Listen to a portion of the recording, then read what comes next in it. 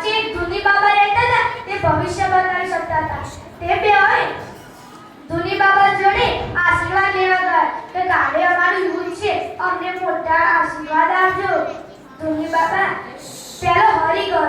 હરીએ પગે લાગ્યું અને કહ્યું, મને આશીર્વાદ આપો કે હું યુદ્ધમાં જીતું. ધુની બાબા બોલે, તારું નસીબ તો બેટા બહુ સારું છે, તું જ જીતીશ. ભાઈ રામ આવ્યો. રામે કીધું કે મને પણ આશીર્વાદ આપો. ભાઈ ધુની બાબા બોલે કે તારું નસીબ સારું નથી, તું નહીં જીતી શકું. પછી યુદ્ધ થયું, મોટું યુદ્ધ. હરીનો ઘોડો બગે તો હરીની ચિંતા ના કરી કે મારે તો જીતવાનું જ છે, મારું નસીબ તો સારું છે. ધુની બાબાએ કીધું હતું, પણ રામ કોઈ ડરે વગર આવતો હતો. પરિણામ આવી ગયું.